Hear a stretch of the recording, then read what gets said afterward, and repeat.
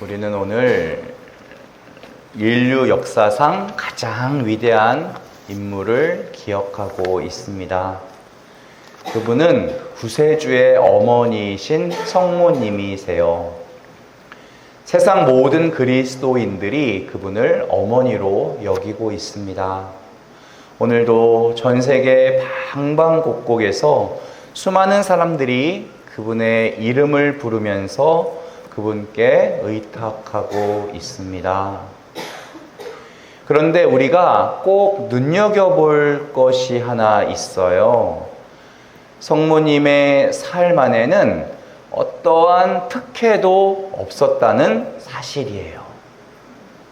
나자렛 시골의 마리아에게서 인류의 어머니로 변화되는 그 과정 안에 공짜로 주어진 것은 단 하나도 없었다.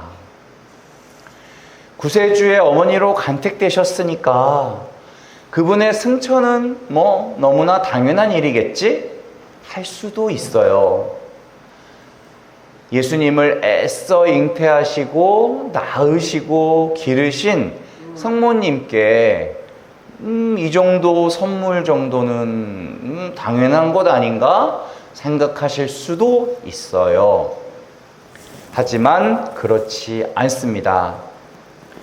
성모님의 승천은 공짜로 자동으로 주어지는 특혜가 절대로 아니었어요. 신앙인으로서 자기를 끊임없이 비우시고 처절하게 자기와 투쟁하시고 뼈를 깎는 노력으로 쉬지 않는 기도로 자기를 낮추셨기 때문에 그 맺힌 열매가 오늘 우리가 경축하는 성모님의 승천이 되는 겁니다.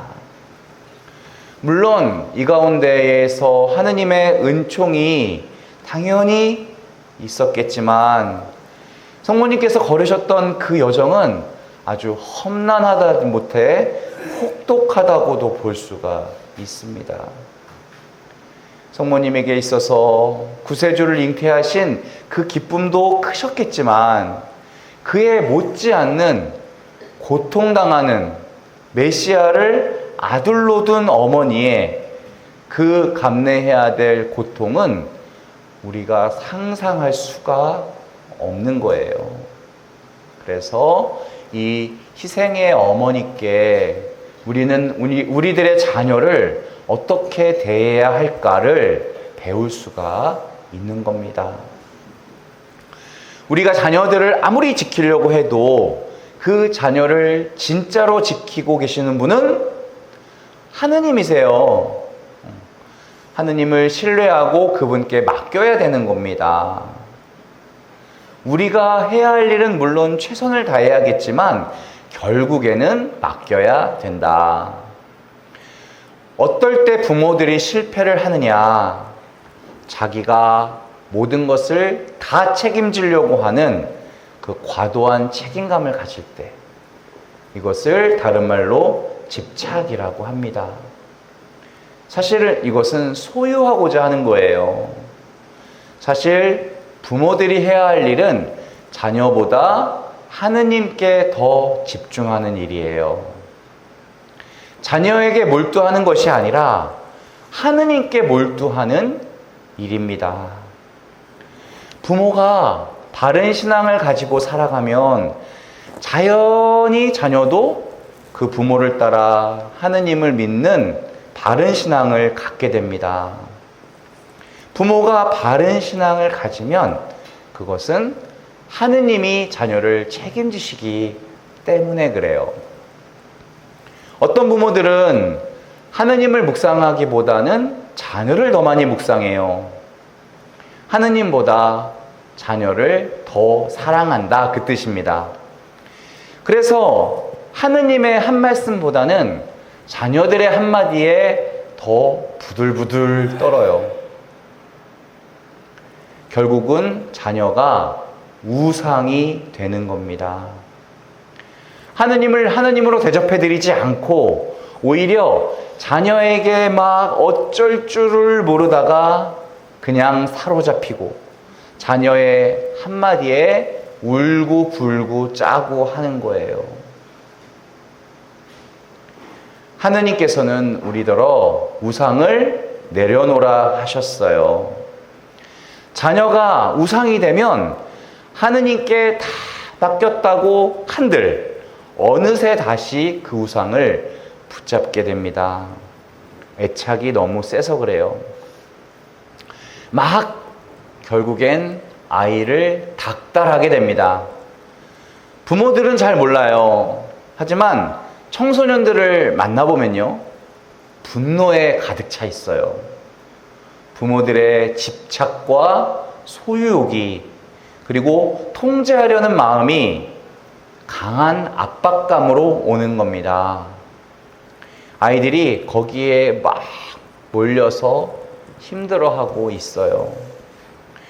부모들은 기도할 때 하느님께 다 맡겼습니다. 그런데 기도와 행동이 달라요. 하느님께 맡기기는 했는데 하느님을 끝까지 신뢰하지는 못해요. 다른 건 몰라도 자녀 문제만큼은 하느님께 못 맡기겠다.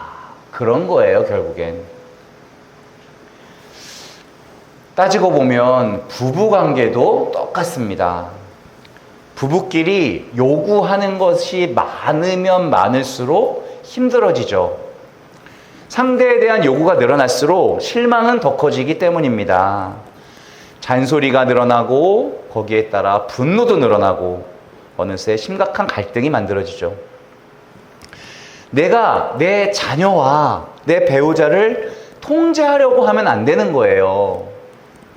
우리가 사랑하는 것에는 최선을 다하겠지만 그 외에는 하느님의 주권에 맡겨야 되는 겁니다. 하느님이 우리보다 훨씬 더 지혜로우시고 훨씬 더 능력적이시잖아요.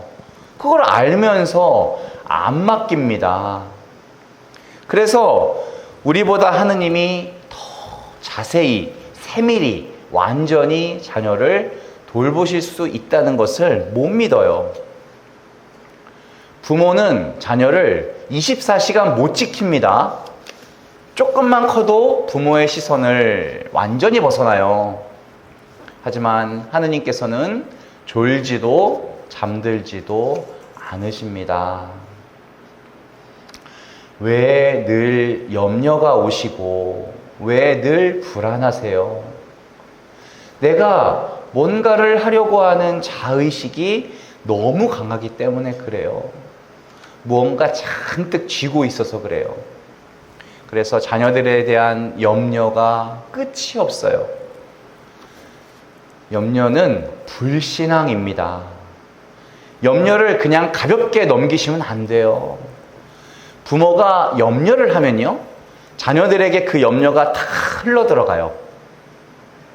염려는 부모에게도 자녀들에게도 하나도 도움이 안 돼요. 엄마의 염려가 아이의 성적을 높여주지를 않아요. 부모의 염려보다 부모가 가지고 있는 신앙이 자녀에게 흘러가야 된다는 말씀입니다. 하느님께 맡기지 못하면 우리 가정은 하루아침에 전쟁터로 변하고 말아요. 하느님께 온전히 맡긴 가정을 보면 그 안에 평화가 흘러넘칩니다. 그 평화를 자꾸 흘려보내고 자녀들이 가정 안에서 평화를 경험하게 되면 그 자녀가 잘 자라나겠죠. 하지만 이게 보통은 어렵습니다. 믿음의 길이라는 게 때로는 피가 철철 흐르는 가시밭길을 통과하는 일이기 때문에 그래요. 아프고 쓰라리다는 것을 알면서도 믿는 거예요. 이게 얼마나 어려운 일입니까? 그래서 성모님의 위대함은 바로 여기에 있는 거예요. 사실 내가 10달 동안 예수님을 품고 혈육으로 낳는 것은 오히려 쉬웠을 겁니다. 산딸이 되고 산고의 고통을 겪고 나면 어려움은 일단 끝나죠. 하지만 신앙으로 예수님을 낳는 것은 엄청나게 어려운 일이었어요. 베들레헴에서 골고타 언덕에 이르기까지 예수님을 항상 품고 다니신 거예요. 하지만 그 고통의 세월은 이 시골 처녀였던 마리아를 신앙으로 크게 성장시킵니다. 교회의 어머니가 되기까지. 그 고통의 세월을 통해서 마리아는 자신을 도구로 이 세상을 구하시려는 하느님의 뜻을 분명히 파악하게 돼요. 그리고 마침내 기쁘게 자신을 희생시키십니다. 보다 더 큰 일, 하느님의 일을 위해서 내 자신을 송두리째 내어 놓으시는 거예요. 여기에 성모님의 위대함이 있습니다.